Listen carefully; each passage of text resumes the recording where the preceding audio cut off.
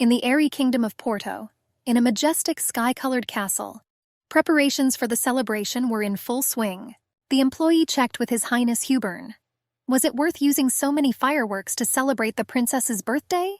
After all, the allocated amount of waste was 10 times higher. But the ruler ordered that his order be carried out exactly without challenging the decisions he made. The employee warned that in this case it would be necessary to attract additional forces of magicians who were defending the castle. But His Majesty continued to insist. He also reminded that the magicians should be generously rewarded. The ruler said that they had no choice, because today was a special day. Then his sister called him. The sight of the girl entering made him happy. He complimented his sister. He said that she was especially beautiful today. The girl was dressed in a beautiful dress. Her jewelry matched the flowers in her hair. She asked if her brother had changed his mind about fulfilling her wish today. Hubern replied that the flowers, jewelry, and dress were as agreed.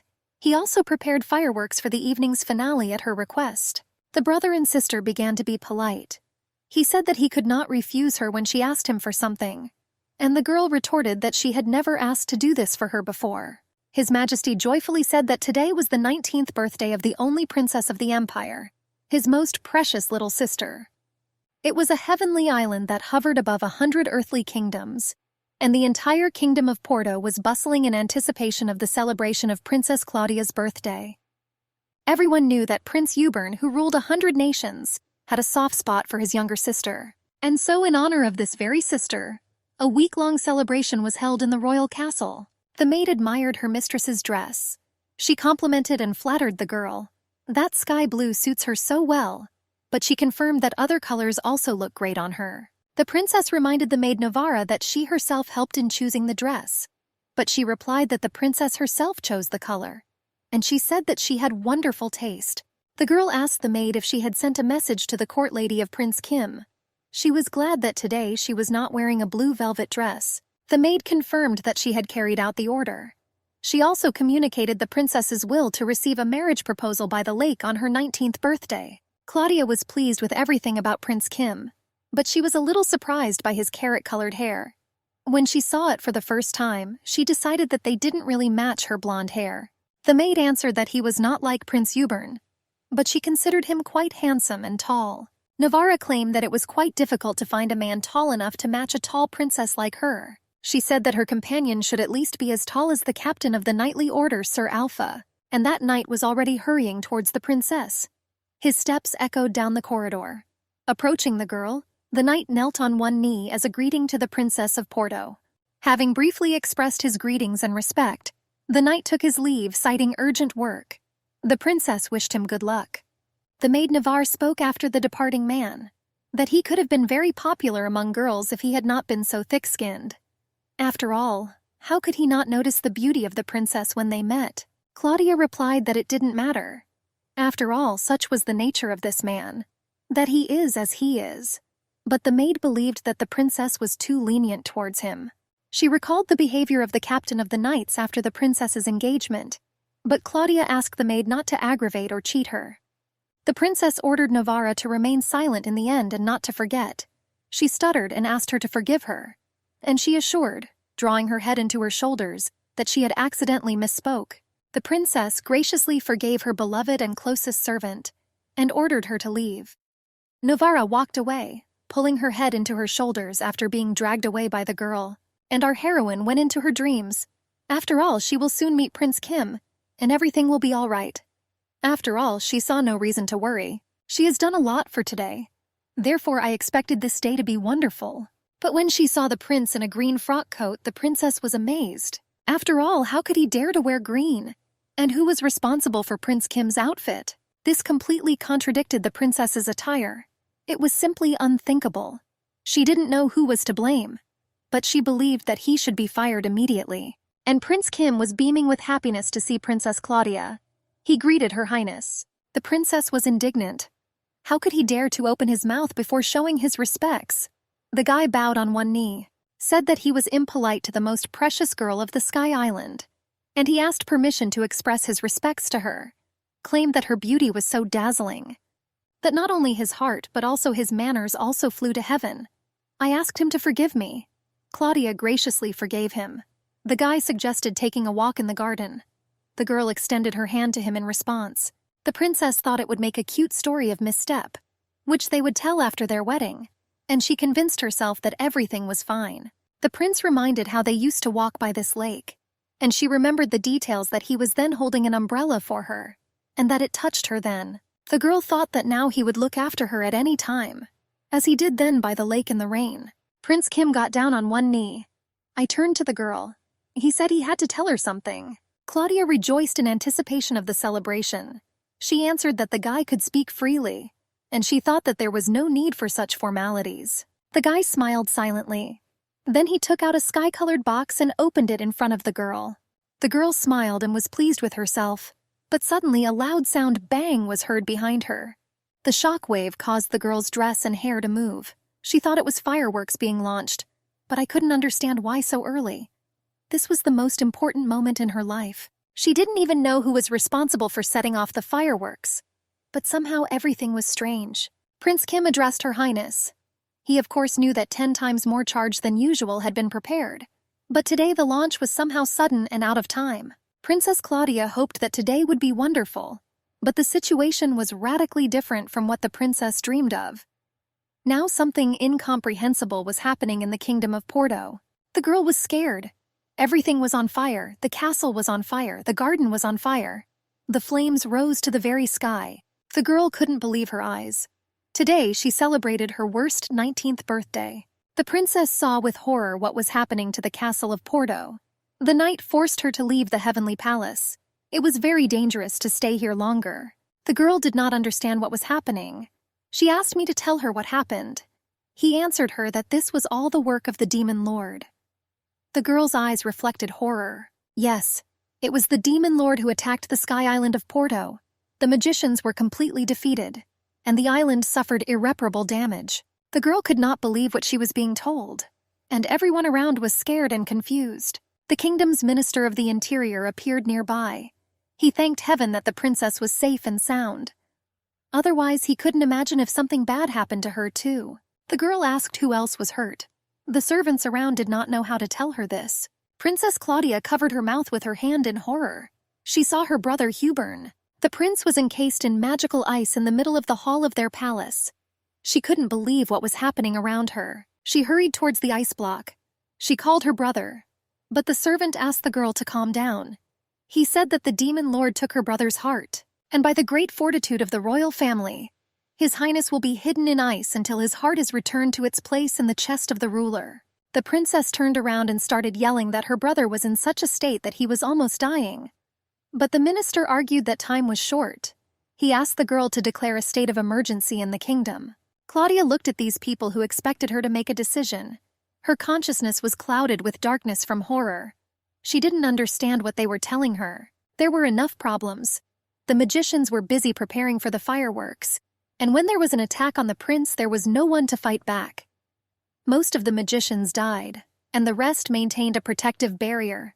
The princess was told that this should be the first thing to think about, that the empire is sending a distress signal, and we need to hurry.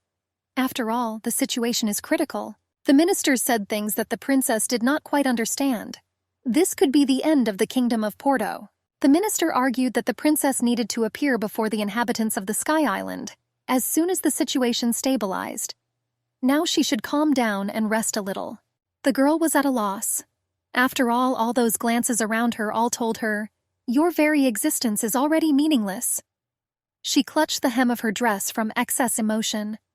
The minister asked the princess not to cry, and he handed her a handkerchief. She said that crying could make her face swell. That now is not the time to be discouraged.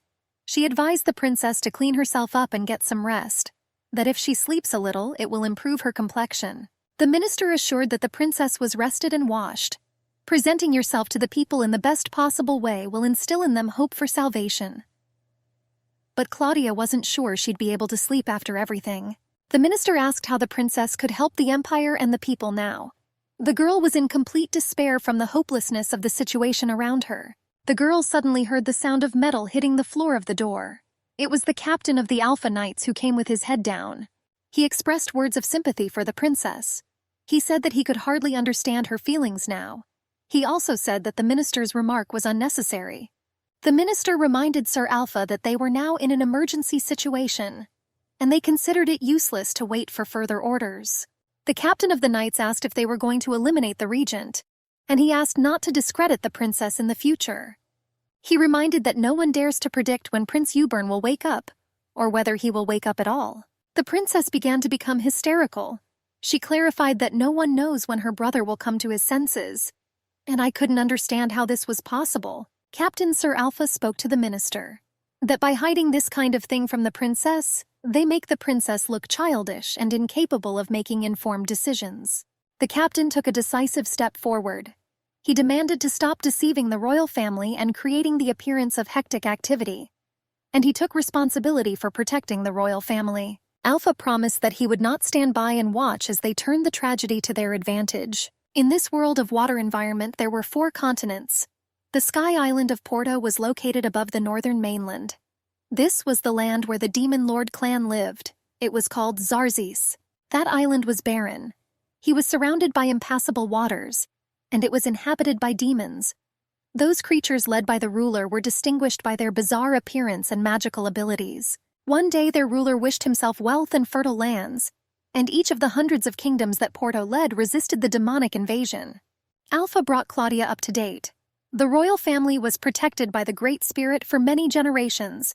The Demon Lord stole Cupid, which allowed him to keep the Sky Island afloat. And only the protection of the spirit did not allow the demon to win. And after Cupid was stolen, the spirit used the magic of the stone to protect His Highness. Clydia was horrified. After all, this meant that if they no longer had the power of the magic stone, then there was no longer any way to keep the Sky Island afloat. This means Porto could begin to fall. The minister blamed Sir Alpha, that if he had been next to Prince Hubern, then the tragedy would not have happened to His Highness and he would not have died. The captain of the knights, Sir Alpha, shouted and asked what had died, and he said more calmly that the prince was still alive, sharply adding that he should watch his language. The princess asked the man where he was when the Demon Lord attacked her brother. He replied that he, by order of Prince Hubern, selected guards to accompany Prince Kim, that her brother was worried about her. The princess understood that if it weren't for her and her whims, then Sir Alpha would have stayed with her brother. She began to blame herself for what happened. This is all she asked: to use 10 times more fireworks, and all to celebrate her birthday. The minister advisor spoke that the only thing that supports them now is the World Tree. It was this that prevented the island of Porto from collapsing immediately after the theft of the Cupid, but the risk of the island falling at any moment remained.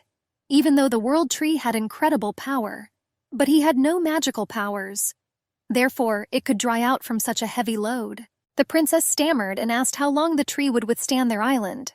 He predicted no more than 3 years if they were lucky. Claudia asked what to expect then. You need to gather an army and defeat the Demon Lord. But he replied that there were now about 700 soldiers at his disposal. With so many defenders, it would be difficult for them to even repel a second attack. After all, there were too many killed and wounded. The princess expressed the hope that the other 100 kingdoms would surely come to their aid. But the minister replied that someone must lead the port so that they could remain faithful. The advisor also reminded that the island of Zarzis can only be reached through the Sea of Death. Due to the impassability of its waters, the island was uninhabited for many centuries. He was sure that the army would not be able to do anything in this case, no matter how many brave fighters it had. The princess had an idea. After all, if Prince Kim proposed to her, then she could ask for his help. She knew that his kingdom was headed by the strongest army. The minister and the courtiers were surprised by the wise thoughts of the young princess. Only the captain of the Alpha Knights did not support this idea. One of the ministers said that this may not be easy. Claudia claimed that if anything happened to her brother, Prince Kim would rule the kingdom of Porto after the wedding. She was unpleasantly surprised. The courtiers gave her a message from Prince Kim. Since no official proposal was made, he called off his engagement to the princess. Claudia knew this shouldn't have happened. She, as the minister told her, must get enough sleep and get dressed in order to appear before people with a radiant face. It was all she could do. The maid Navarra was crying. Through sobs, she asked the princess what they should do now. The maid heard people's conversations, that the princess was abandoned before she even got engaged. Claudia racked her brains. After all, how did she end up in such a situation? She looked thoughtfully out the window at the pink clouds of the sunset. The princess could not sit in her room for a long time. She went out into the corridor and went to the hall where her brother lay sleeping, chained in ice. The girl looked at her brother for a long time. She saw a huge hole in his chest from which the ruler and the demon tore out his heart. Tears welled up in Claudia's eyes. She fell to her knees next to a block of ice. The girl cried and whimpered, calling out to her mortally wounded brother in despair. The princess asked why he left and left her alone.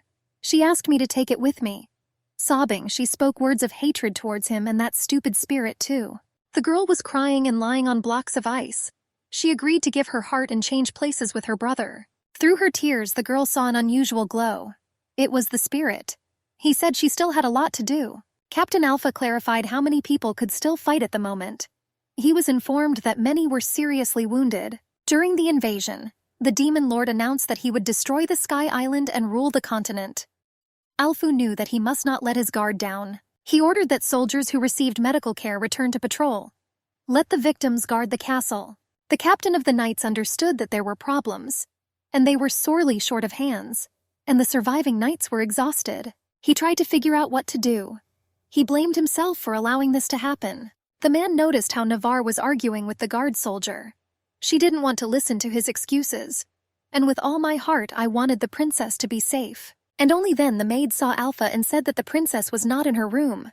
And in the hall, a bright ball of light flashed in front of Princess Claudia. She had never seen anything like this before in her life. The girl addressed the entity, calling him brother. But she was told that it was not her brother. She began to look around. But I didn't see anyone nearby. The princess guessed that it was a spirit. She decided to protect him in order to save her brother's life. She made her hands into boats, and the ball took shape just in her palm. It replied that it was the very spirit she was talking about. The girl was surprised that it was so tiny. The entity told the girl not to look down on him, which impresses everyone with its original appearance. It's just that now all his strength is aimed at protecting Ubern. That she doesn't even imagine how difficult it is to keep alive someone who is already on the verge of death. The princess smilingly replied that she did not want to offend him at all. She sweetly apologized to the entity. It said that all the same, his strength alone was not enough to change places with her brother. The girl told the spirit that he could hear everything. She apologized because she didn't think that anyone could be nearby. The spirit answered her that in that case she would not cry like a child. The spirit told the princess that she was a spoiled girl, only concerned about her appearance. He said that he has been the guardian of the Porto family for a very long time. The entity said that it knows everything about her. How she starved herself to look slimmer. How I refused to drink water so as not to gain weight. And also that she loves chocolate and eats it every day. The princess argued that it did not matter now, that there is a more important topic for discussion. She asked whether it was possible to save her brother. The entity replied that it could help the princess save her brother Hubern. The girl was surprised that she could. He said that he saw and heard everything. As the employees said, he noticed how the ministers looked down on her, and they said that the princess knew nothing, and therefore he argued that the girl neglected her duties as a princess, but he thought it was wrong to blame her for everything. The girl listened to him gratefully. The entity claimed that her brother Hubern should be blamed for everything. The ball clarified whether the girl wants to return Hubern's Cupid and heart. The demon lord did not destroy Ved but only took his heart with him. It said that her brother was still alive, and there is a chance to save him. It was the guards who were with His Highness at the time who considered him dead. It said that Hubern's consciousness was still in contact with him.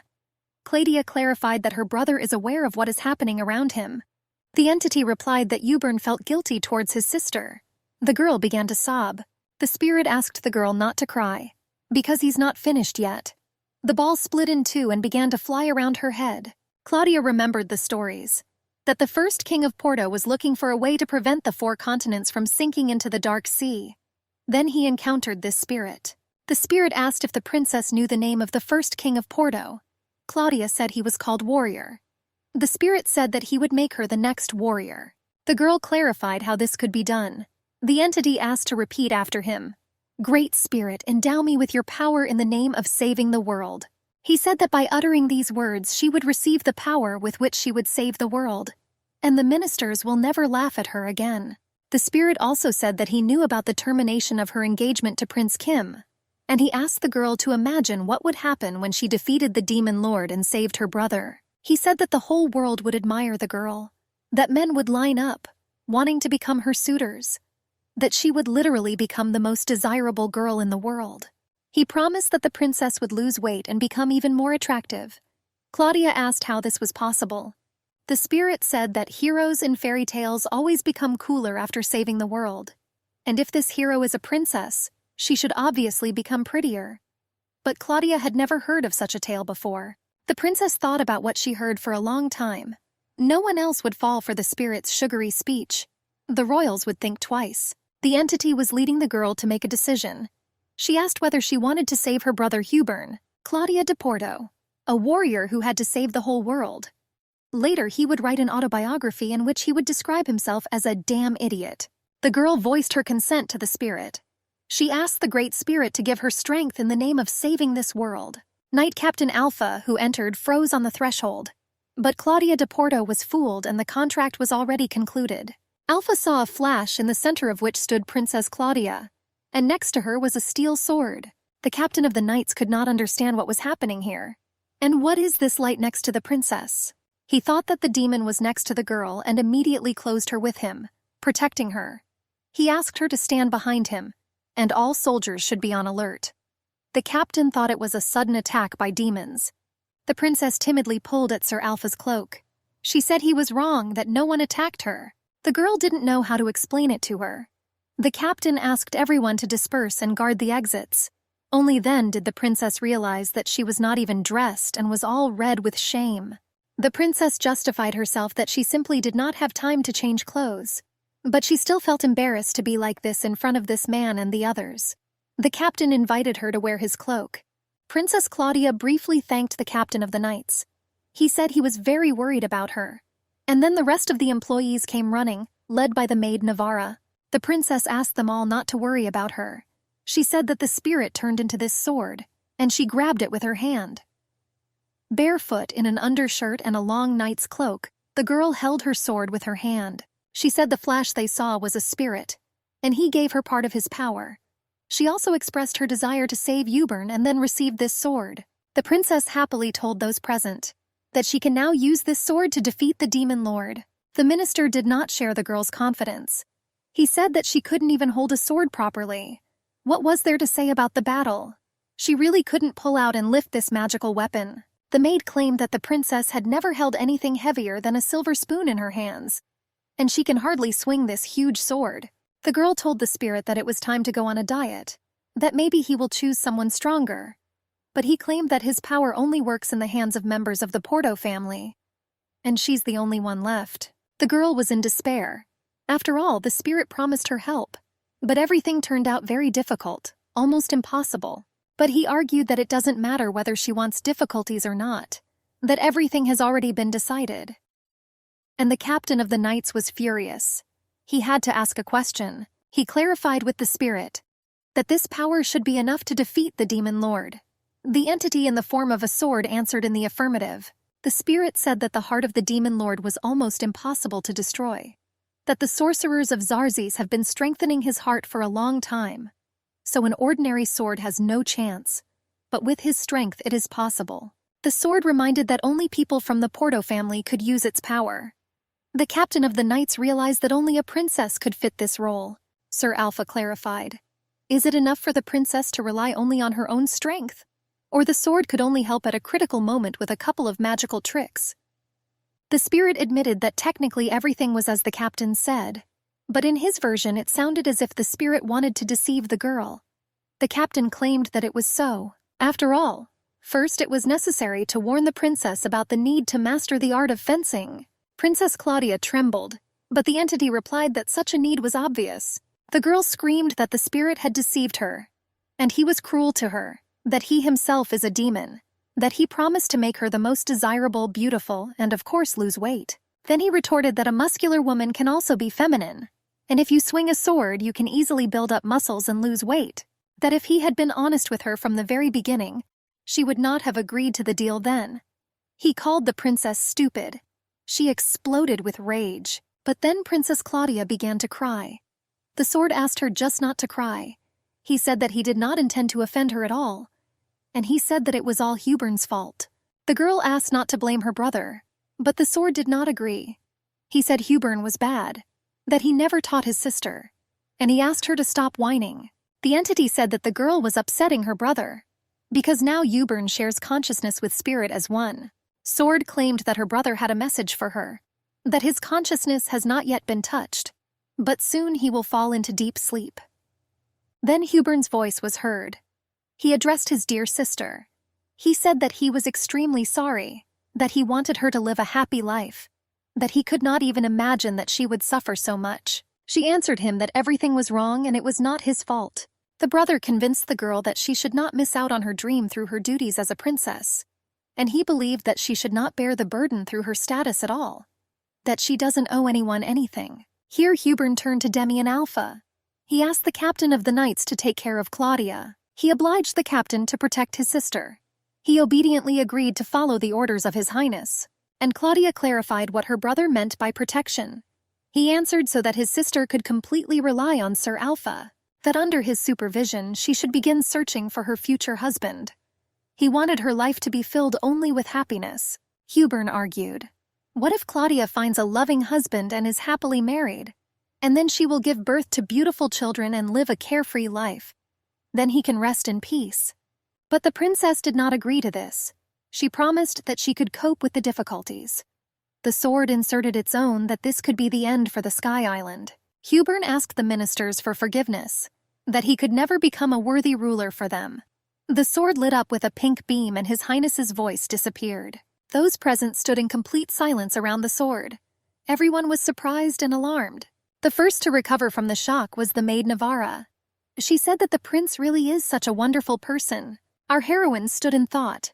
She needed to gather her courage and decide to save her brother and the entire island of Porto from the demon ruler. The princess recalled moments of her childhood, how her brother found her in the garden. He asked why she was not in class during classes, and at this time she was weaving wreaths from garden flowers. She answered that her teacher let her go early because the weather was good outside. The brother understood that Claudia took time off from class this time too. The brother, madly in love with his sister, saw nothing wrong with this. But I was just happy about her positive mood. But he noted to himself that since their father fell ill, his sister stopped coming to classes, and Demian also began to skip school. My sister said that being in her lessons was not fun at all, and her brother suggested cutting back on her classes. The girl was incredibly happy about her brother's promise. He said he didn't want to force her to do anything. Therefore, he suggested using her free time for pleasure. The brother suggested that the girl take up embroidery or weave wreaths, that she makes wonderful flower crowns. The boy claimed that the most important thing in life for him was his sister's happiness. And now, standing here in silence, Claudia realized how wonderful her brother was. The captain broke the silence. He told the princess that if she did as her brother asked, then she will lead a very comfortable life. The girl turned sharply to Sir Alpha. She screamed right in his face that she would not feel comfortable if her brother and her entire kingdom died. The princess told the captain not to restrain himself either, so that he too would honestly say what he thinks about her. Is it true that he considers her a spoiled girl, who doesn't know how to wield a sword? Sir Alpha answered, whatever he thought, he wouldn't dare speak so disrespectfully about the princess. The girl answered him by biting her lip that he had not changed at all. The girl admitted her hatred of the captain, but he replied that he was aware of her attitude towards him. The girl was sobbing, covering her face with her hands. The princess turned to the Minister of the Interior, so that he prepares for an official statement as soon as possible. He was interested in what the girl intended to tell publicly, and a few days later amazing news spread throughout the port, that Princess Claudia de Porto is destined to defeat the demon lord. At the same time, wonderful news spread about the transformation of the spirit into a sword in order to help the princess. There were also skeptics who did not believe in success. Others admired Her Majesty's generosity. Many citizens were delighted to learn that the princess had managed to lift the sword, even despite her thin and fragile body. Impressed by the princess's determination, the residents rushed to restore the castle gates. Overwhelmed by the community's support, Princess Claudia was said to be unable to hold back her tears. The minister believed that the girl would be fine, but the girl herself did not share such confidence. But she also understood that she simply could not doom her native kingdom to destruction. She couldn't understand.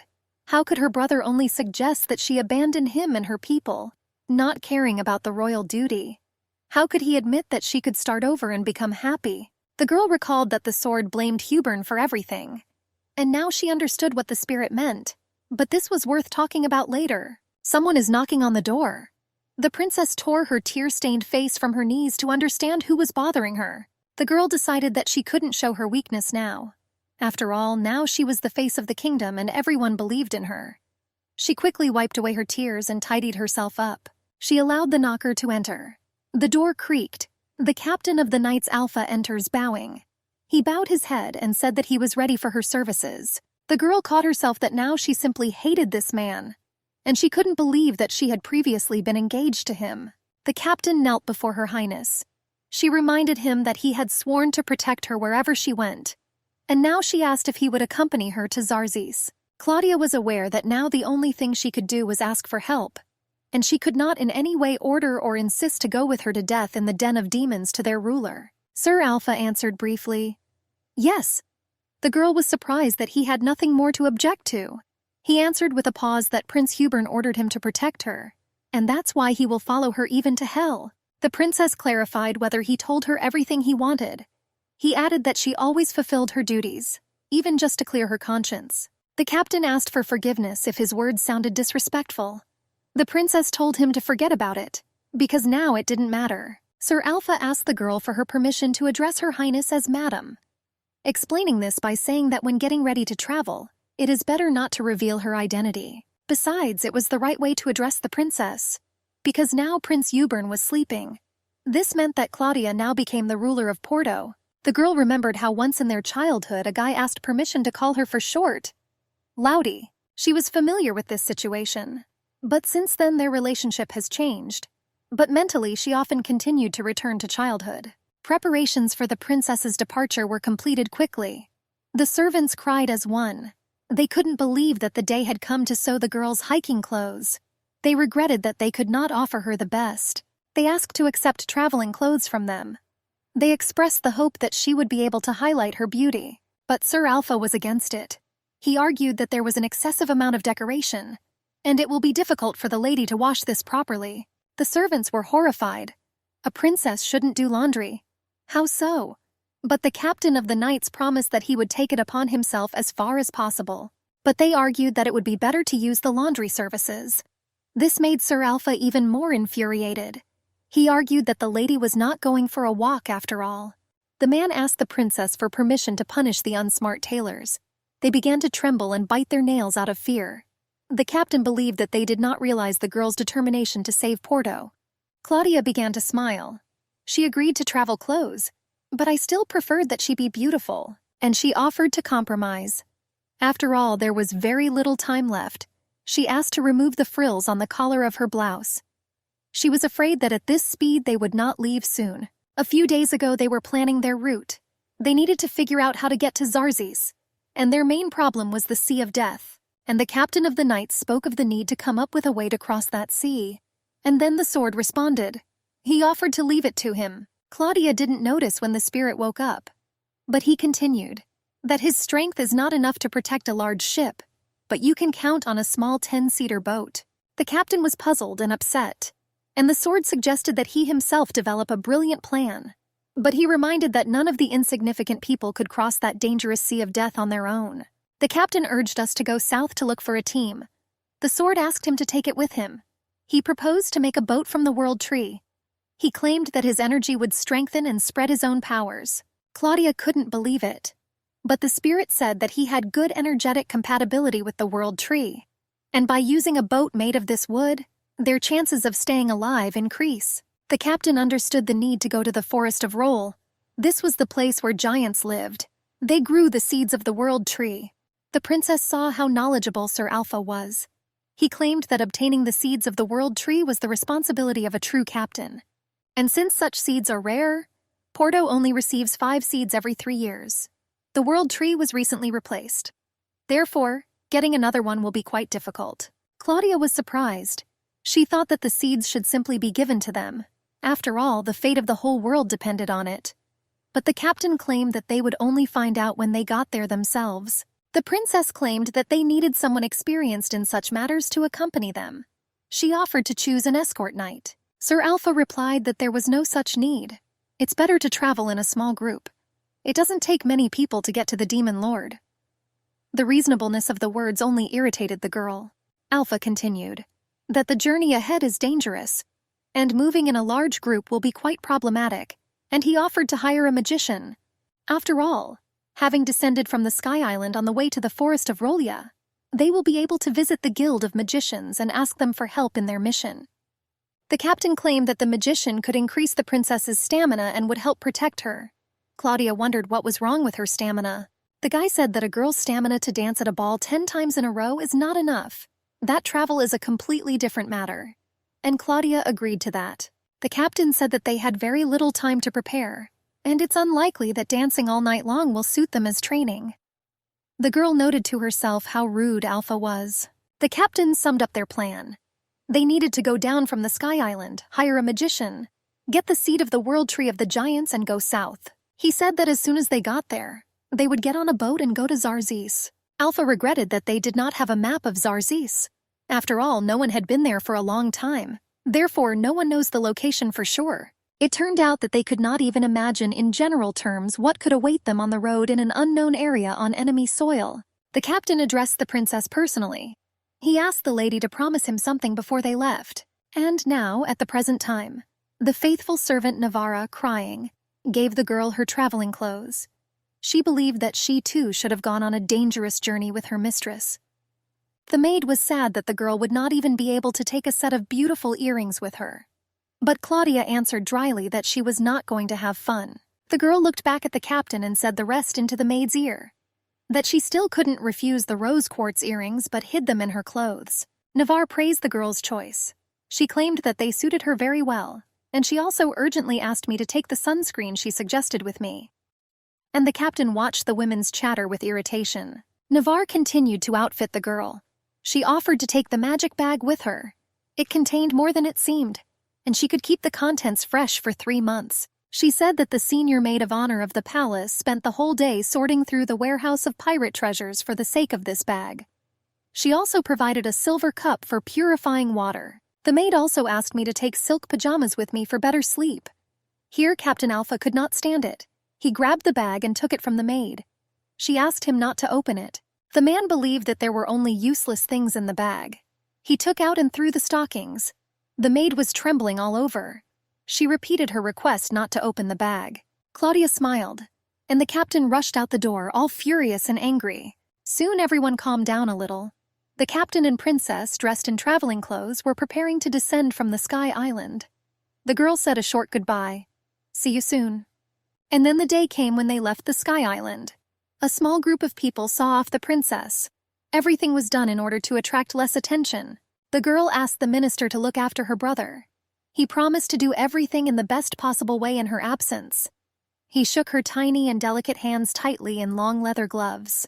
Sword said that because he shares the same consciousness with Hubern, the spirit will be the first to know about this and will inform the girl. The captain was in a hurry to say goodbye. He said that it was time for him and the mistress to move out. Everyone wished an easy road and simple victories for the princess and her team. They asked to forgive their disrespectful attitude towards Her Highness. The Minister of the Interior said that the subjects of Porto and hundreds of kingdoms express their respect and love to Her Highness. He asked me to take care of myself and return safe and sound. The minister bowed to the captain as a sign of gratitude and asked him to take care of the princess. The captain took his first step with a huge boot. He invited the princess to follow him. The door creaked as it opened. The few mourners held their fists for good luck and wiped away tears. Faithful Novara asked the lady to take care of herself, and she replied that she would not forgive her if she got married before she did. The maid mockingly replied that when the princess returns, she might already have a cute little daughter. Claudia said goodbye to her maid with tears. The princess was frightened by the unexpected sound. She turned her head in different directions. After all, she had never gone down before. The captain asked if she was okay. The guy took the girl by the hand. She came to her senses a little and wanted to say that she was okay, but she immediately gave a ringing slap to Sir Alf's outstretched hand. Later, the girl apologized to the guy. She justified herself that it happened mechanically, that she wasn't used to this. The captain of the knights said that he already knew about Her Highness's hostility towards him. Shame and surprise appeared on the girl's face. Damien turned away, offended by her, and the princess felt like a villain. The girl, of course, realized that the captain definitely didn't like her, and he was partly right. She asked why there was a need to go out for the night. The guy replied that it was a precautionary measure, that the fewer people knew about the time of their departure, the better it was for them. The captain said that they would now go to the power supply zone, that the island casts a large shadow, and this area is in darkness all day long. Therefore, people diligently avoid this place. The princess clarified that this is not why they built a hydroelectric power station and a plant for processing magic stones. It was already evening. Sir Alpha informed the girl that they were approaching from the ground.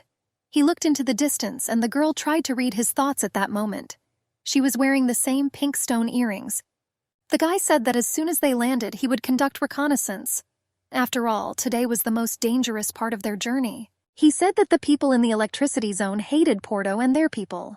Claudia did not understand what caused the hatred of the region's residents, but Alpha explained to her that Porto is the main and only reason why this place has plunged into darkness. She asked me to explain it to her. After all, isn't this what led to the creation of the power supply zone? After all, this contributed to the creation of jobs. Otherwise, the area would be uninhabited. The princess knew that the kingdom allocated significant amounts of food to those working in the power supply zone, and she couldn't understand why they were unhappy with the availability of work and food. The captain did not go into further explanation. He said not everyone sees this as clearly as the people of Porto. The princess simply had no words. Before they arrived down, Alpha asked him to put on the cloak he had prepared in advance. He tossed Claudia to change. When the princess picked it up, she noticed that it smelled unpleasant and was significantly dirty. She refused, saying that it wasn't that cold outside. But the captain replied that her clothes were too noticeable and gave her away as a mistress, and he didn't want to attract unnecessary attention. Therefore, he insisted that the girl must wear that cloak. She held the cloak in her hands with disgust, not daring to put it on. She asked what was wrong with her clothes. The captain was hurrying her. They were about to land. When they touched the ground, Alpha asked the girl to wait for him a little, and he went on reconnaissance. The girl was indignant that it was so dusty here, and she started coughing. She timidly looked outside after the departing guy. She was shocked by what she saw. After all, the kingdom of Porto, which the girl knew, always looked beautiful. Blue sky, clean and tidy houses, clean and fresh air, bright green gardens. But from below, everything looked completely different. The girl was rethinking some things. Sir Alpha returned and said that everything was clear on their way and the girl could go out. The girl tried to object. Suddenly, a crunching sound was heard nearby. The captain reacted with lightning speed and shielded the girl with himself from the danger that was still invisible to him. He asked the girl to wait for him again for a while, and he began to listen. He peered and even sniffed. They both saw the mouse almost simultaneously. The girl was horrified at the sight of the rodent, and the guy assured her that since the power supply area is in darkness, they will often see creatures like mice here. Our heroes had no idea, but a pair of human eyes watched them from the darkness. The man skillfully hid behind sparse bushes and hummocks. The princess and captain confidently walked along the stone walls with long strides. Next to them stood barrels and boxes of different sizes. The princess did not complain about the unpleasant smell, but the captain asked her to hurry up. After all, they needed to get to the hotel before sunset. The princess felt strange. She had the impression that the captain knew this place. The princess addressed herself as Sir Alpha, but he asked him to call him Damien from now on. He tried to attract the attention of others as little as possible, and under no circumstances should you give away your social status. He said that the princess should hide her identity, at least until they hire a magician. I asked the lady to remember this. The heroine of our story thought to herself that the man was just a cracker, and she slapped herself on the cheek so as not to cry. Claudia told herself that she needed to hold on and be strong. The owner of the inn was surprised by the request for 2 rooms. After all, it didn't look like he had so much space. Sir Alpha claimed that such rumors were circulating, and he deliberately came here for a spacious overnight stay. The girl said that they could not share the same room with him. The captain accepted her position and doubts. He reassured that he had not even thought of sharing 1 room with her. The girl began to stutter something to object to him, but the guy interrupted her, saying that she shouldn't worry about him. The owner of the establishment clarified whether they were staying. Damien answered in the affirmative. He asked if he could sleep by the door. The owner replied that you shouldn't be embarrassed to sleep in the same room through him. He joked like that with the new guests. An elderly man was climbing a creaky old staircase with a lantern in his hand. Claudia and Damien followed at a short distance. The steps creaked even under the girl's light weight. She was afraid and asked if this building would collapse altogether. The owner of the inn opened the door to one of the empty rooms with a terrible creak. He said his guests would sleep here, and if they want a drink, they can use the water in the hall. The princess looked around the room in horror. She tried to realize and come to terms with the fact that she had to sleep here today. The decoration of the room was poor and shabby. The window was covered with a torn rag. The owner ignored the girl's silent indignation. He wished him a pleasant rest and hurried away, giggling under his breath. Suddenly, Claudia saw a creature on the floor and screamed in surprise. She covered her mouth with her hand so as not to scream in horror. She complained that it was very dirty here, and she started whining. Damien suggested that she return in that case. The girl asked again, but the man firmly answered her that if she suddenly changed her mind, then now is the time for her to return home. It's not too late yet, and she can have time to enjoy a hot and satisfying dinner. The princess asked him to be silent, but the guy continued that in this case she would still be able to wear her silk pajamas and sleep in a crystal-clean room. The girl tried to stop him. She asked if he realized how rude he was to her now. He answered in the affirmative, absolutely not regretting what he said. The girl was offended and shouted at the guy. After all, how could he say such a thing? Moreover, he intends to aggravate the said rudeness. The captain claimed that with all due respect to the princess, he prefers to be rude to himself now, then let her change her mind later by being polite. The princess was amazed at Damien's answer, and he added that he would be in the hall. He asked her to let him know if she changed her mind. The girl told him that she would not change her mind, and she realized that her only option was a dirty and dusty bed. The man said that there was a time ahead when she would not be able to sleep properly, and he advised us to take advantage of the opportunity today for a more or less comfortable night's rest. That there is a time ahead when they will have to sleep on damp ground, and it will no longer be possible to simply wash your hair. He assured that this trip was not at all suitable for a royal person. The guy said that was why he insisted on listening to the advice of His Highness Hubern. After all, this was not a walk in the garden. He said that their mission was a difficult test with no guarantee of success. He admitted that he did not trust the spirit, that he is silent only in the most difficult times, like now. The girl shouted in his face that he was telling a lie, but the guy continued to express his suspicions. He argued that the sword is silent when one is at a disadvantage, and he expressed his doubts that he would be able to demonstrate his power in the fight against demons. The sword spoke. He said the guy was wrong, and he will be able to crush the demon lord, but the guy argued with him. He said that he could not even reach the enemy without the help of Her Highness. The girl heard a ringing sound and noticed that the sword was heating up. The sword accused Damien of being a hypocrite and not being completely honest. The guy said he wasn't lying. The argument continued. The girl asked both of them to calm down and stop arguing and shouting. She threw the sword onto the floor with a distinctive clanging sound. The sword groaned. The girl asked if the spirit had anything to tell her. Oh accused him of lying first. She urged Damien to listen to her too. She screamed that she would not give up. She said that even if her bones melted and she died swimming across the sea of death, she won't come back. And I asked not to return to this topic again. The girl shouted after the departing captain. He left holding a sword in his hands and slammed the door behind him. Sir Alpha chuckled to himself, saying to myself that the princess doesn't really know how to swear. And the girl, not ashamed that she could be heard, roared in the room, buried in a damp pillow in that dusty room. Damien sat with his back against the wall next to the door of the princess's room. He also heard the girls crying and sobbing. The sword offered the guy to calm the princess, but he replied that if he went now, she would hate him even more. And the sword clarified that they had already parted. The girl had already dozed off, although the room was quite cool. The captain was dozing outside her door. But then something alarmed him. He reached for the sword in his belt. The spirit called out to him.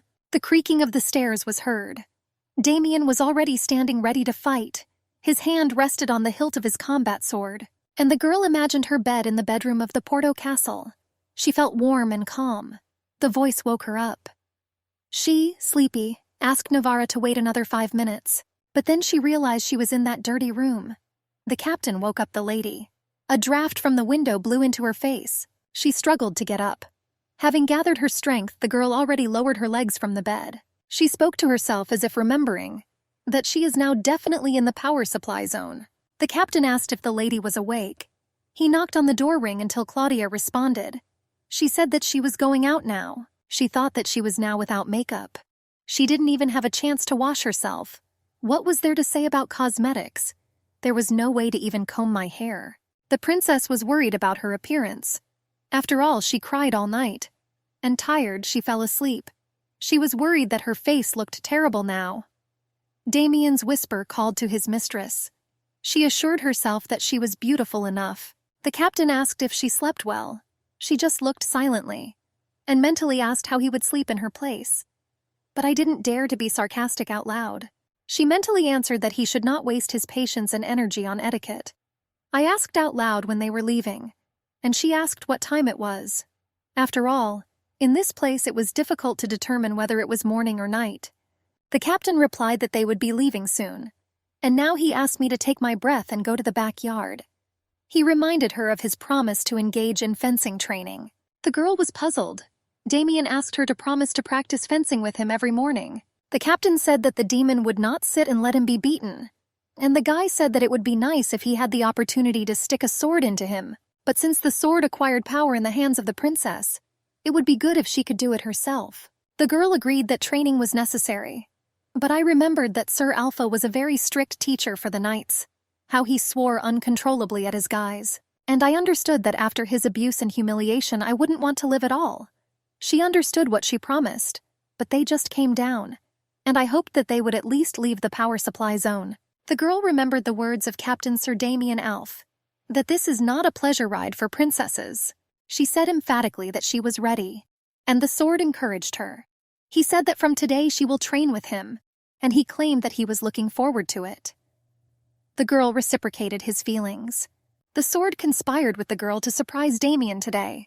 The princess was a little embarrassed, but she agreed. The steps still creaked when walking, but then Clydia noticed a stain on the wall. Yesterday she definitely didn't notice him.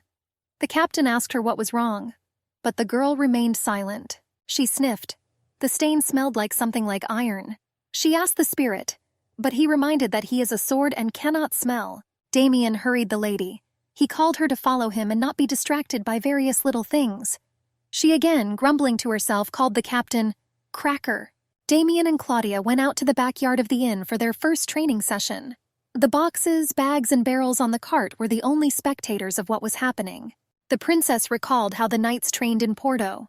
The girl was thinking, will she set the bar for herself, or will the captain train her? Alpha took off his gloves.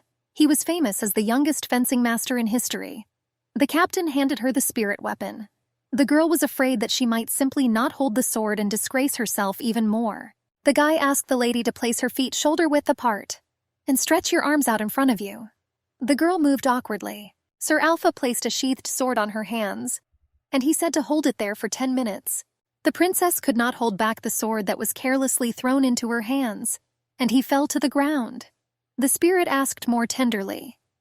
The girl asked to forgive her because she was surprised.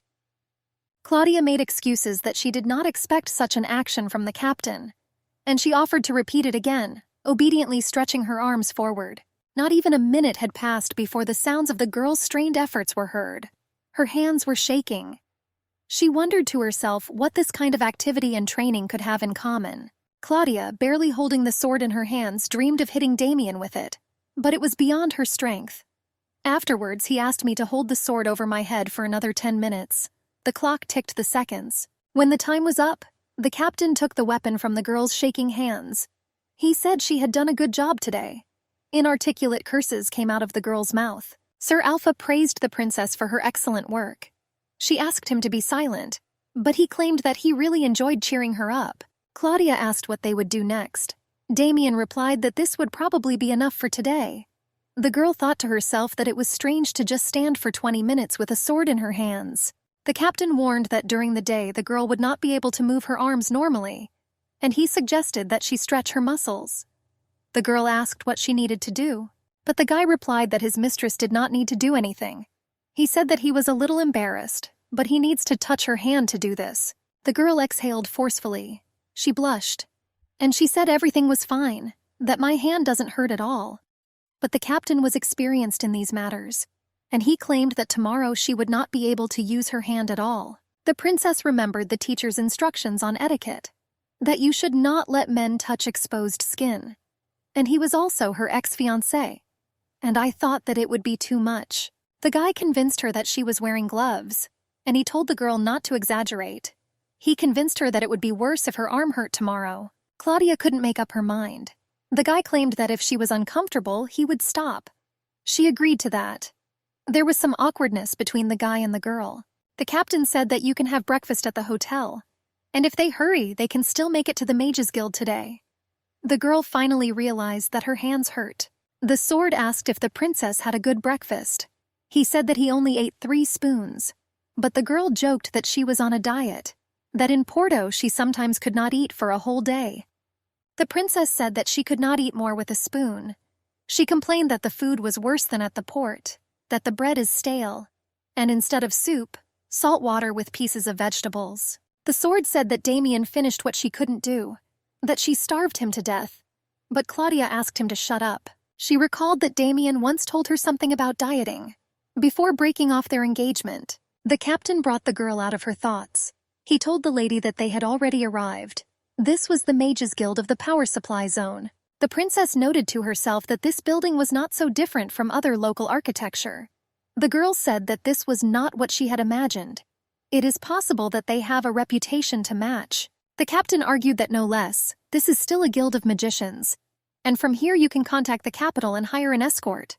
He firmly pushed the door to enter. The girl was alarmed by the absolute silence. She walked looking around after Damien. They saw that there was only a reception area, and the only employee was dozing openly. Sir Alpha, with his loud and unexpected address, woke up the sleeping guild employee. He was a little scared at first. Then he made excuses that they had guests very rarely. I asked you to fill out a form, but when I read it, checking the data, he asked where they were going, scratching his head, and I thought to myself that they were crazy if they were going to certain death. The employee recognized the girl as the Princess of Porto, and in her companion he recognized the captain of the Knights of the Heavenly Kingdom. He said that even if their statement was not a joke, he should still check the information. Claudia asked Damien quietly, "Are all magicians this rude?" He answered that probably. After all, magicians do not limit themselves to position or place. And the receptionist was scratching his head. He clarified what Zarzis means. Damien replied that if it was due to high risk, then this could be further discussed and compensated. The employee claimed that the magic there was different, that magicians can't do magic there, that this requires a different technique, different from that on the continent. He said that no one had been there before or returned.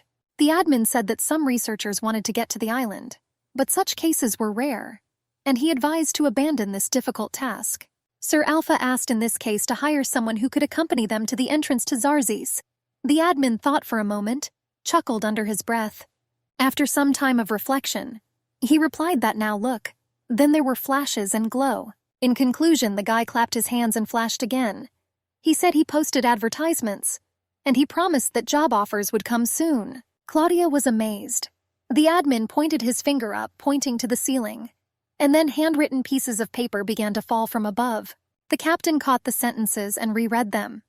After a long time, he said that none of them suited him. The admin was surprised because more than 100 candidates had already been reviewed.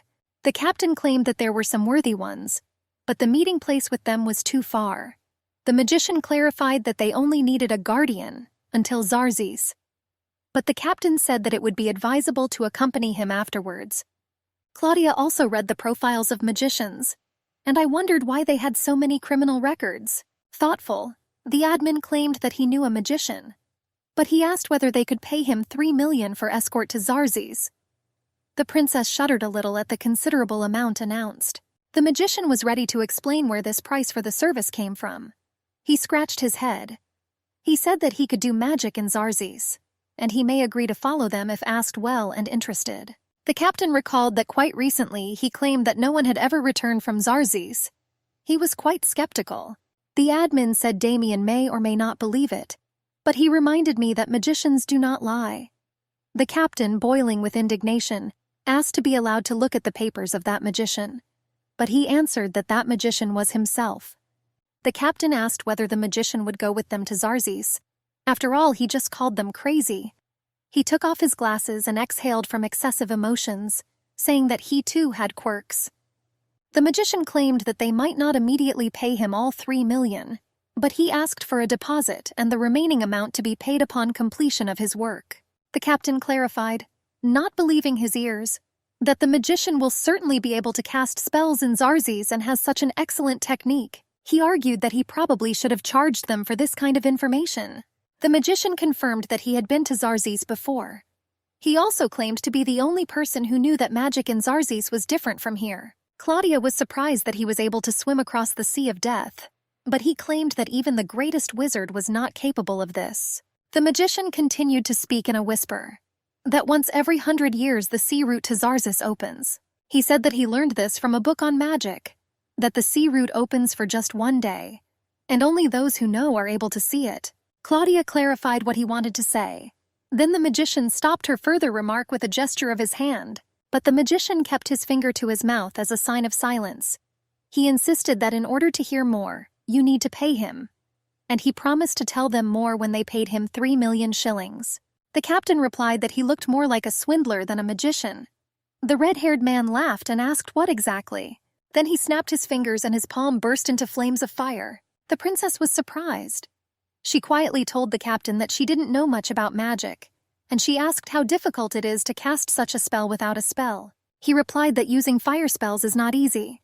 And what if a magician is capable of this without preparation? He must be a great magician. The red-haired man, continuing to play with fire in his palms, replied that they were too kind to him. The princess objected to him, that despite the candidate's skill. She thought 3 million was too much. After all, that's how much her 10 most expensive dresses cost. But the magician was adamant. He reminded us that we didn't have to pay the entire amount at once. He offered 1 million in collateral, another upon entering the lands of Zarzis, and the last at the end of their mission. Sir Alpha frowned. He considered the hire to be surprisingly greedy for a wizard, but he wasn't even offended. He answered that he had debts. Otherwise, he wouldn't be sitting in the lower region with such talent. The magician claimed that he could leave this place as soon as he paid off his debts. Damien asked how he managed to owe 3 million shillings, but he replied that he only owed 1, and he plans the rest for family expenses, and I would prefer not to go into details. The captain quietly consulted with the princess, and the magician argued that it would not be easy for them to find a more suitable candidate than himself. Claudia replied that it was very expensive for them. After all, they could not afford large expenses only at the beginning of the journey. She looked at Damien and persuaded him that she could just sell her 10 dresses. The captain was surprised, and the magician sighed with relief. The girl said that she would not wear those dresses for a while. The captain wanted to object to her, but the princess interrupted him, saying that then there should be no problems. The captain gave in, submitting to the will of his mistress, and the magician was happy, seeing that everything was fine and it looked like they had decided to hire him. The magician suggested starting cooperation by signing a contract. He deftly snapped his fingers and the paper appeared in the princess's hands. While the girl was writing, the magician recalled his conditions, which they can pay in 3 installments, and he was willing to accept a backdated check as collateral. It was a contract for a period of 3 years. He also asked that the final destination of their journey be written down to the gate of the demon lord's castle. The princess was surprised. The magician lifted his face from the assigned paper. He asked in surprise that they didn't know about it. The princess sulkily retorted that she had never been there before. The magician said that he could not go further than the gate, that unlike them, he did not want to die. The princess convinced him that they could pay him as much as he needed if he agreed to go with them to the end. But the magician insisted that his life was not for sale. Then the princess agreed that he would take them to the castle gates. The redhead jumped up. He hurried the others to move forward. He said that time is money and hastily put on his uniform jacket. The magician boldly looked with his amber eyes straight into the princess's eyes. He introduced himself as Sybil, politely saying that he was pleased to meet Her Highness. The magician made a slightly noticeable movement with his fingers, and a luminous ball flashed above his palm. 3 people were walking down the street. The girl was glad that it was now so light. She smiled and said that she was glad that Sybil was with them now. He replied that it was a great honor for him. Children from the gateway looked out at our heroes with delight. The girl could not understand what surprised them so much. The magician told the princess not to pay attention, that children are simply not used to such bright light. After all, they spend their entire lives in the lower region, and the brightest thing they saw was glowing lizards. He said that if they continued along this road, they would come to the gates of the lower region.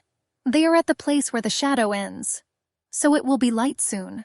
The princess reminded Sybil that he didn't need to say goodbye to his family before leaving, but he preferred not to do this.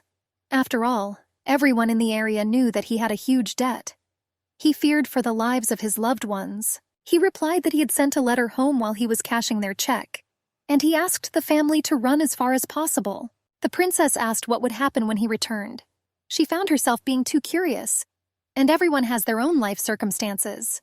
The magician said that he did not need a place to return, when there is a whole world ahead ready to become his home. He said that the sky is his roof and the earth is his bed, that even in the days of his wanderings he became accustomed to freedom.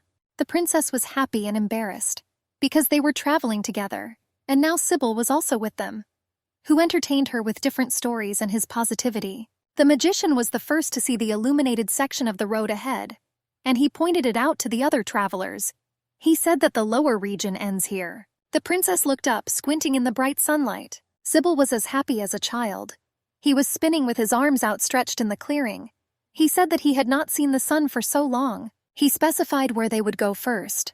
The captain replied that he was going to the Rolya forest, and their journey will take about 3 days of travel. Then the torment spirit spoke.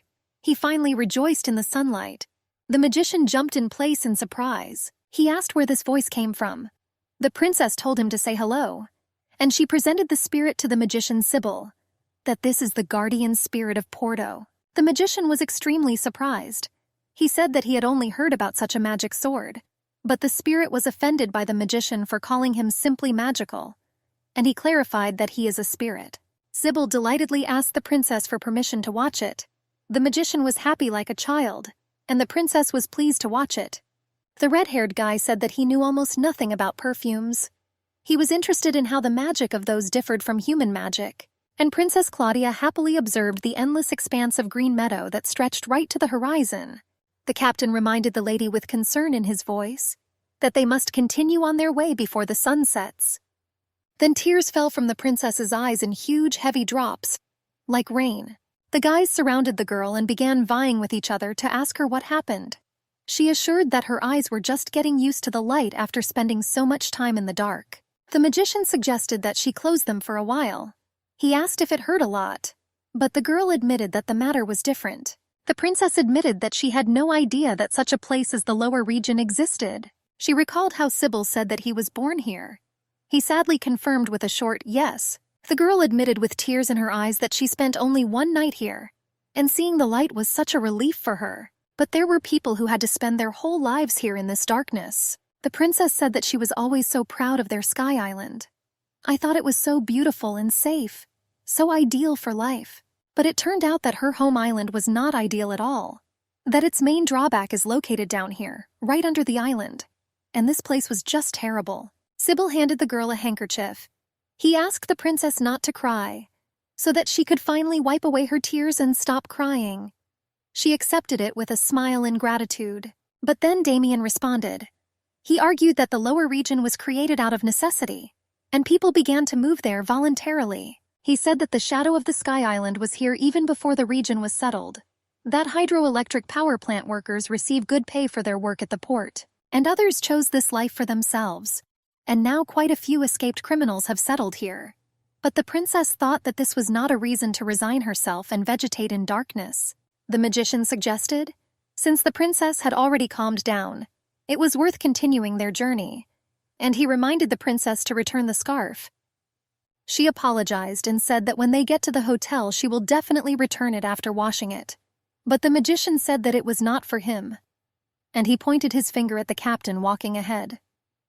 The girl realized that the scarf belonged to Damien Alpha, and the man walked, loudly stamping his huge boots. The girl looked at the scarf and thought. The magician called out to her to catch up. She replied that she was already on her way, having caught up with the guys. The girl suggested that they could use mania and build a giant pillar of light in the lower region, or create a giant glowing lizard.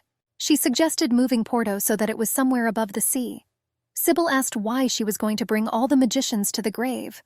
Only then did the girl realize that her ideas were difficult to bring to life. Suddenly, the magician reached out with his hand to his sword. It began to sparkle, and the magician gasped in surprise when he burned his fingers and asked for forgiveness. But the spirit reminded him that he asked not to touch him. The princess watched the scene over her shoulder, and I decided for myself that the magician clearly doesn't get along with spirits. The princess remarked out loud that the royal magicians did not have such problems. Sybil hung his head in frustration. But the princess added that perhaps they need time to get used to each other. The magician asked the princess if she was tired, and he offered to carry this seemingly heavy sword. The princess assured that she was fine. She reminded me that she trains every morning, so I've already started to get used to it. The captain claimed that she was simply too weak, and her body wouldn't hurt so much if she stretched her muscles after every workout. The magician offered to give the girl a massage and began to roll up his sleeves. He insisted that he had been doing hard work all his life. Therefore, involuntarily, I became an expert in massage. The princess, making a stopping gesture with her hands and smiling, politely refused him, saying she's fine. And then the captain next to her made a sharp movement with his sword, and he placed the tip on the magician's shoulder. The stern look of the knight captain Alpha Damien did not bode well.